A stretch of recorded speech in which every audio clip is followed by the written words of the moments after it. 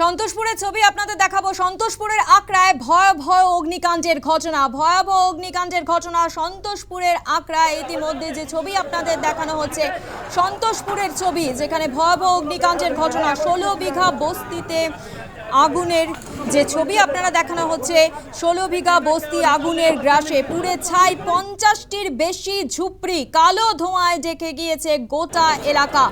যে ছবি আপনাদের দেখানো হচ্ছে সন্তোষপুরের আকরার ছবি, যেখানে ভয়াবহ অগ্নিকাণ্ডের ঘটনা। 16 বিঘা বস্তিতে আগুনের গ্রাসে এবং পুড়ে ছাই 50টির বেশি ঝুপড়ি, গোটা এলাকা ইতিমধ্যে কালো ধোঁয়ায় ঢেকে গিয়েছে। যে ছবি আপনাদের দেখানো হচ্ছে সন্তোষপুর আকরার ছবি, যেখানে ভয়াবহ অগ্নিকাণ্ডের ঘটনা এবং ইতিমধ্যে শিয়ালদহ বজবজ শাখার ট্রেন চলাচল বন্ধ করে দেওয়া হয়েছে। 16 বিঘা বস্তি আগুনের গ্রাসে, পুড়ে ছাই 50টির বেশি ঝুপড়ি, কালো ধোঁয়ায় ঢেকে গিয়েছে গোটা এলাকা। দাউ দাউ করে আগুন জ্বলছে। যে ছবি আপনাদের দেখানো হচ্ছে সন্তোষপুরের ছবি, সন্তোষপুর আকরায় ভয়াবহ অগ্নিকাণ্ডের ঘটনা। 16 বিঘা বস্তি একেবারে আগুনের গ্রাসে, পুড়ে ছাই 50টির বেশি ঝুপড়ি, কালো ধোঁয়ায় ঢেকে গিয়েছে গোটা এলাকা।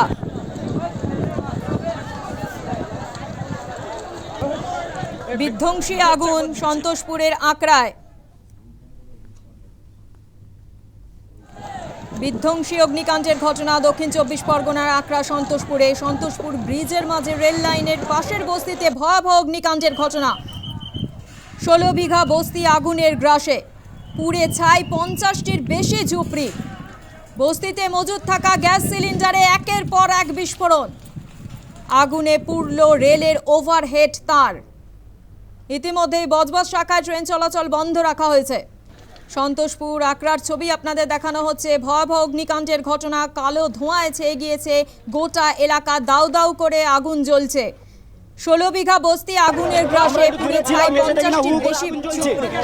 1 ঘন্টার উপরে হয়ে গেছে আগুন জ্বলছে, কোনো দমকল নেই। 1 ঘন্টা পরে এসে 2টো দমকল, 10 মিনিট চলেই বলছে জল নেই, জল শেষ, আর কোনো দমকল নেই।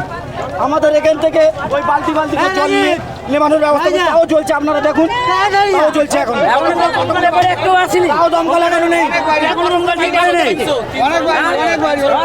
400-র উপরে বাড়ি, 400-র উপরে কার বাচ্চা কাচ্চা কি হচ্ছে এখনো কিছু বলা যাচ্ছে না।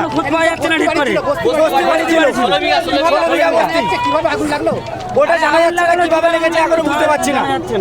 লেগে গেছে কি কেউ লাগিয়েছে কিছু বোঝা যাচ্ছে না এখন। আপনারা শুনলেন স্থানীয় বাসিন্দারা, তারা বলছেন যে দমকল দেরিতে এসছে এবং সেই কারণেই আগুন আরো ছড়িয়ে পড়েছে, দ্রুত ছড়িয়ে পড়েছে আগুন।